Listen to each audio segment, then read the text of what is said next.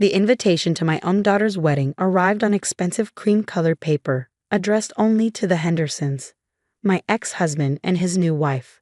My name was conspicuously absent. I stared at the elegant calligraphy through tears, remembering the $45,000 check I'd written just last month for what Victoria, my former mother-in-law, had called essential wedding expenses. My name is Catherine Chin, 48, owner of a successful interior design firm, and apparently no longer welcome at my only daughter Emma's wedding, despite funding most of it. Mom. Emma's voice on the phone was small, uncertain. Did you get the invitation? I can explain. Sweetheart. I kept my voice steady, though my hands shook. What's going on?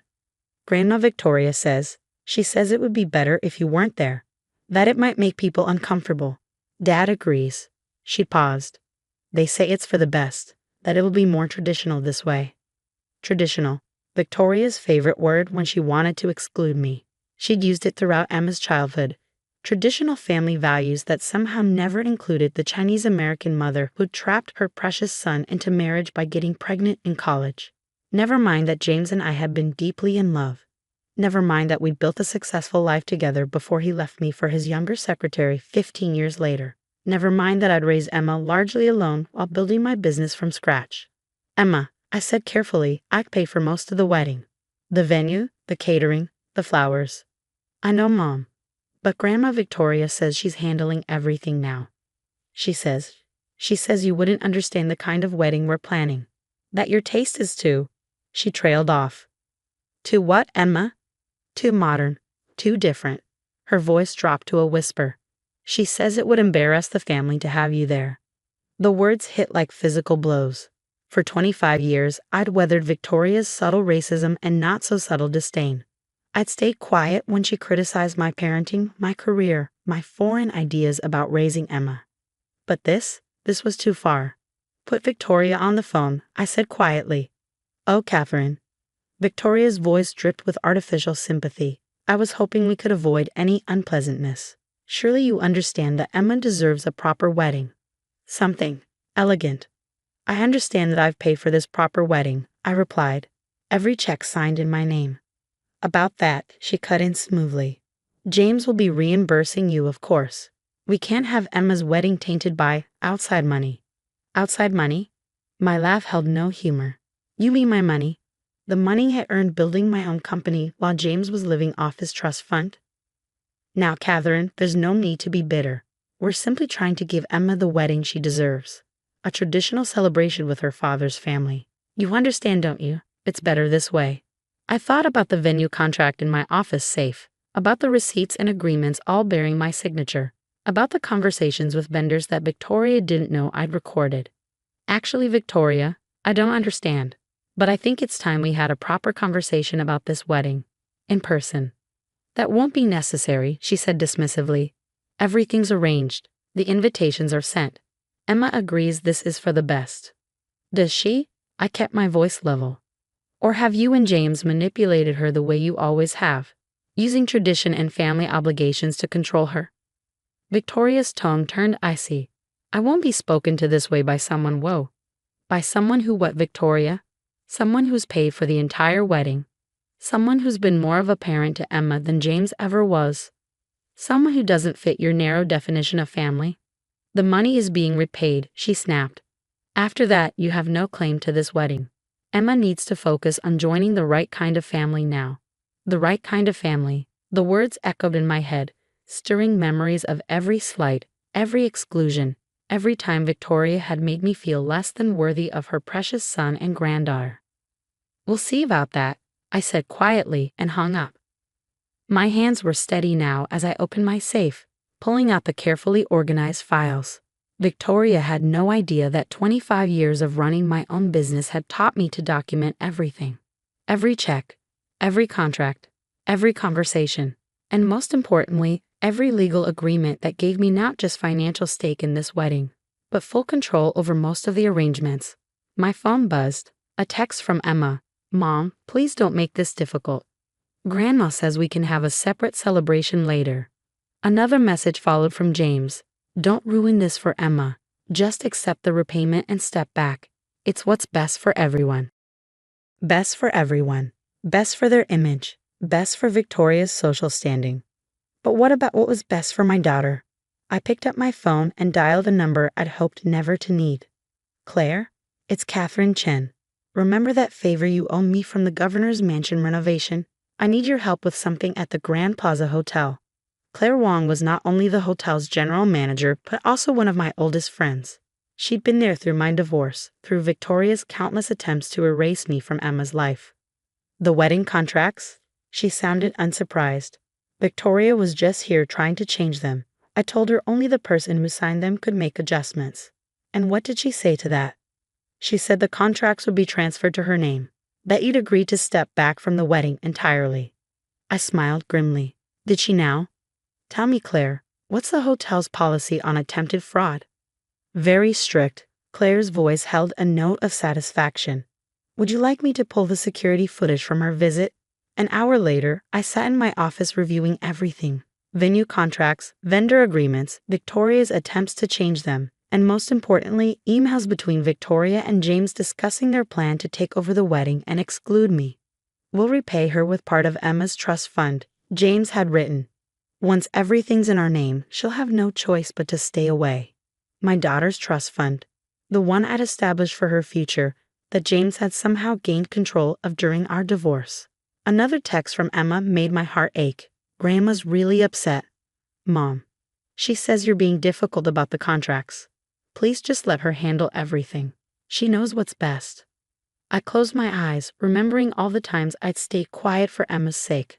All the times I'd let Victoria's subtle racism and manipulation slide to keep the peace. But not this time. This time, I had proof. And Victoria was about to learn that the quiet, accommodating daughter-in-law she dismissed for 25 years had finally had enough. My phone rang. The wedding planner Victoria had hired with my money. Time to start taking back control of my daughter's wedding, one contract at a time. The Grand Plaza Hotel's private dining room crackled with tension. Victoria sat at the head of the table like a queen holding court, surrounded by her chosen wedding vendors. My daughter Emma perched nervously beside her, while James and his new wife Susan lingered near the door. I walked in exactly 10 minutes late, accompanied by Claire Wong and my lawyer, Michelle Santos. Victoria's perfectly composed face flickered with annoyance. Catherine, she sighed dramatically, this meeting isn't necessary. We've already reassigned all the contracts. Have you? I set my portfolio on the table. That's interesting because I have the originals right here. All in my name, all legally binding. Mom, Emma started, but Victoria cut her off. We've arranged to repay you, she said smoothly. After that, you have no claim to any of these arrangements. I smiled, opening my portfolio. Actually, let's talk about those arrangements, starting with how you've been using my daughter's trust fund, the one I established, to fund your takeover of her wedding. James straightened. That's a family matter. Oh, we're definitely going to discuss family. I turned to the vendors. I assume Victoria has contacted all of you about transferring the contracts to her name. Nods around the table. The florist, an elegant woman named Maria, spoke up. Mrs. Henderson assured us it was all arranged with you. Did she? I pulled out copies of emails between Victoria and the vendors, including the part where she planned to cancel the original orders I placed and replace them with her own choices.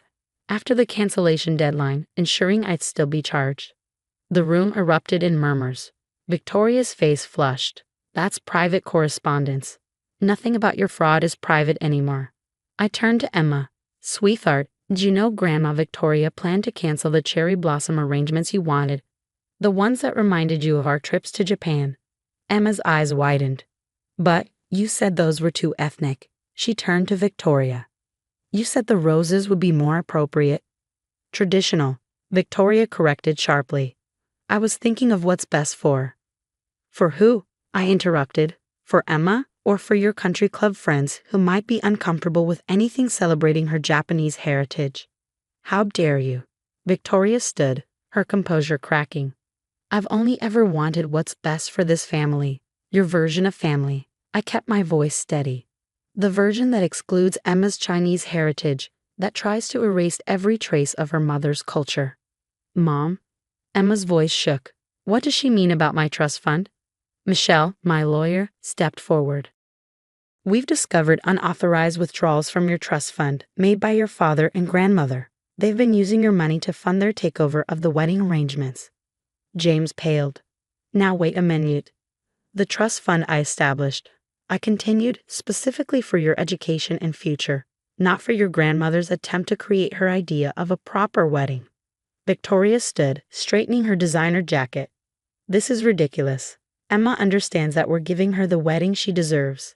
By stealing her money, by excluding her mother, by canceling every element that reflects her heritage. I pulled out more documents. Let's talk about the guest list you revised.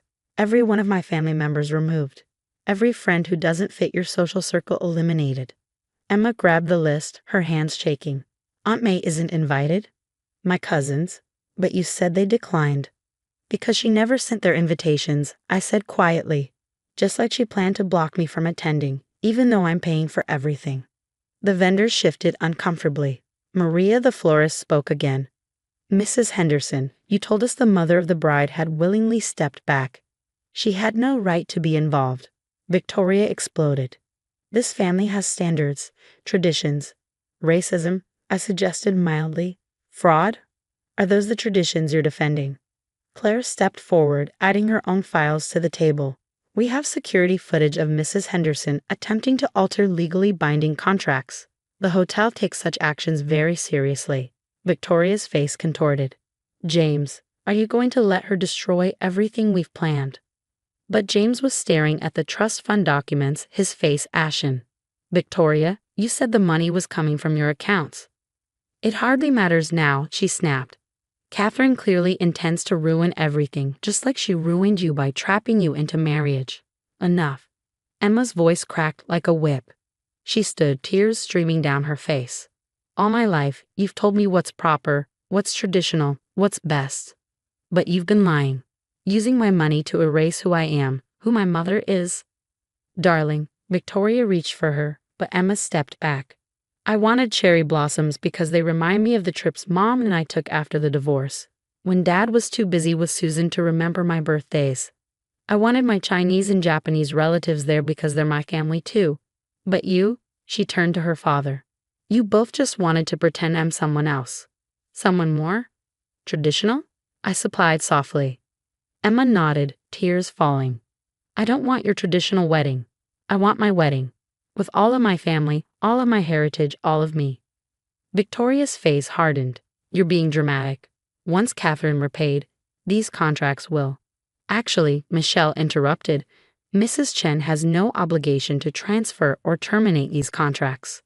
Furthermore, as the trustee of Emma's trust fund, she has the right to pursue legal action regarding the unauthorized withdrawals.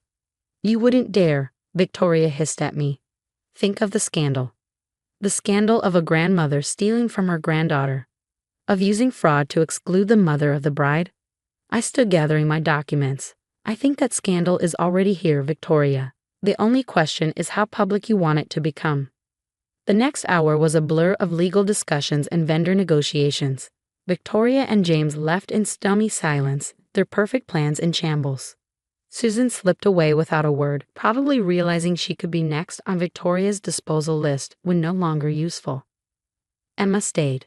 After everyone left, we sat together in the empty dining room, her head on my shoulder like when she was small. I'm so sorry, Mom, she whispered.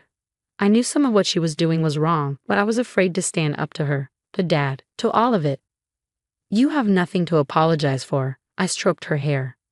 Victoria's been manipulating this family for decades. But it stops now. The wedding, she lifted her head. Can we start over? Plan it together. The way I always wanted. I smiled, pulling out my phone to show her the photos I'd saved. Cherry blossom arrangements, fusion menu ideas, design elements blending our cultural heritage. I kept everything you originally wanted before Victoria took over. We can start with these. Emma spent the next hour excitedly going through the photos, her true personality emerging from under Victoria's influence. We called my sister May, who cried happy tears at being reinstated as a bridesmaid. Emma's cousins immediately started planning the traditional tea ceremony she'd been afraid to mention to Victoria. The wedding, when it happened 3 months later, was everything Emma had dreamed of. Cherry blossoms and peonies decorated the grand plaza's ballroom. Guests enjoyed a fusion menu that celebrated both sides of her heritage. She wore a modern white gown for the ceremony and a stunning kipao for the reception. Victoria and James didn't attend. They sent a cold note about family loyalty and traditional values, which Emma read once and threw away. She danced with her uncle instead of her father, surrounded by family who loved her for exactly who she was. During the mother-daughter dance, Emma whispered, "Thank you for fighting for me, Mom. For showing me it's okay to fight for myself." I held her close, remembering a little girl who used to hide her Chinese school books from Victoria, who learned to be ashamed of her mixed heritage. "You never have to hide who you are," I told her. "Not ever again." Later that night, as guests enjoyed the fusion of Eastern and Western desserts, Claire found me by the cherry blossom display. "Victoria stopped by the hotel yesterday," she mentioned casually. "Wanted to register a complaint about the ethnic decorations being visible from the lobby. And I gave her directions to our competitor across town. Heard they're very traditional there." She grinned. "Very white." I laughed, watching Emma dance with her new husband, her kipao shimmering under the lights. Around them, family members from both sides of her heritage celebrated together, proving that love knows no cultural boundaries. The next morning, I received a final text from Victoria. "You've ruined this family's reputation." I sent back a photo of Emma surrounded by cherry blossoms, glowing with happiness and pride in her heritage. "No, Victoria, I just helped it bloom." These days, my design firm specializes in fusion weddings, helping other multicultural couples celebrate their unique heritage.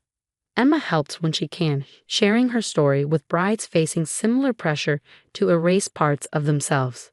Victoria still makes occasional attempts to reassert control, but her power over our family is gone. Emma's trust fund has been secured, with new trustees who understand the value of preserving her heritage rather than erasing it. Most importantly, Emma is finally free to be herself, all of herself. The wedding photos in our hall show a bride glowing with pride in both sides of her heritage, surrounded by family who love her completely. And that's worth more than all of Victoria's tradition.